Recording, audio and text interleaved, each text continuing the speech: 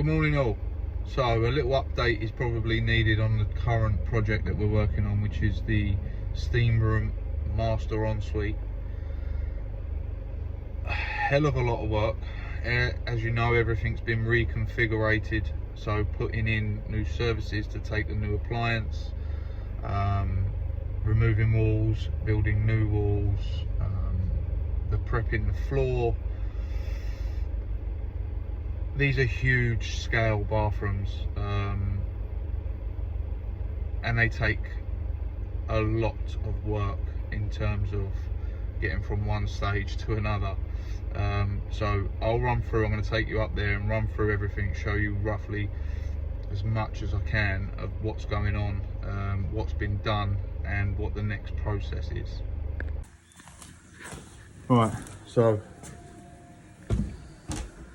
now we had to reduce this floor. These are not glued yet because we need to get cables under there. We had to reduce this floor purely because we couldn't alter this door. This is a glass door, so I'm gonna have to reduce this floor.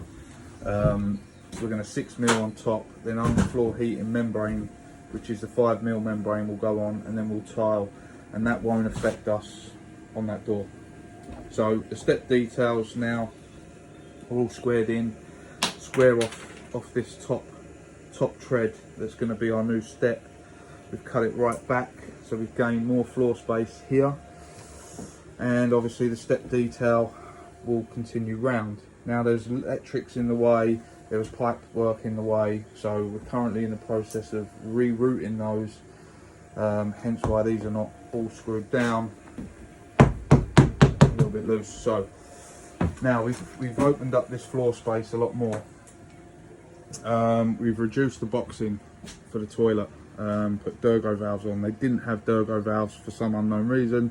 Previously the client could had a smell coming through, and that would be the reason why, because the Durgos weren't on and the valves, the waste pipes were open at the top. Now we've reduced that boxing, as you can see. That's where it originally was. We've reduced the boxing. Reason for that is because we have a feature wall. Mysterious Man is just there. Feature wall going in so that we can fit the valve and 2 towels there for the new rad. Now we've got to run that in plastic. A lot of you will probably say, you shouldn't be doing that, shouldn't be doing it. It is what it is. Have to do it. I need to get 2 outlets all the way up into the ceiling, because the new shower head position is going to be up there, and it's ceiling mounted. There is no way of getting up into that loft. There is no loft.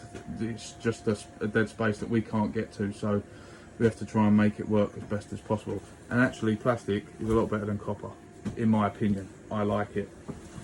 No leaks. This section over here, so this is what the job site looks like when we're working. It is what it is. We've got working tools on one side, working on the other, then we move everything over, blah blah blah.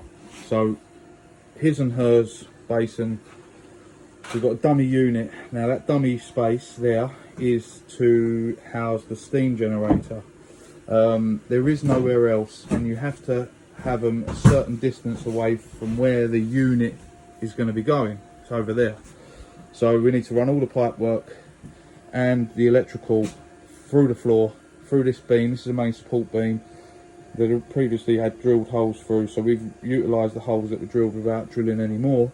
Now we can get underneath there in that corner and bring our cables up and do what we need to do in there. We've got lighting, we've got control panel, it's all singing and dancing, so I'll show you that when it's all done. The walls are dot and dabbed. I've had to remove all the dot and dab, it's no good. I'm going to be using a cement board on the wall, but I've had to, as you can see, batten out the wall and get it plumb level. This was a metal stud section that's currently the walls of the sauna. They all had to be battened out, straightened up and leveled and squared off, so we've done that.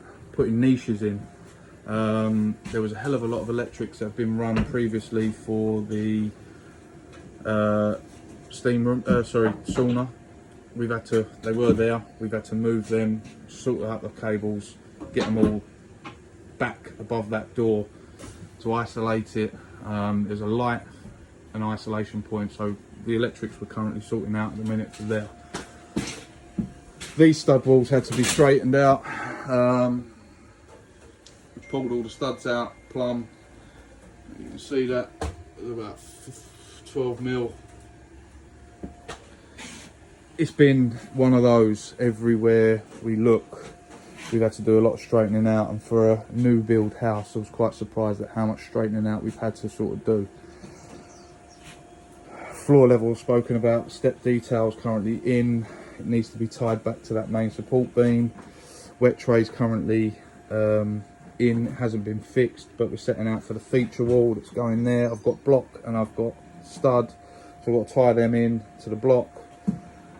It's full on. These are not standard bathrooms that we're doing. These are top end finishings, appliances.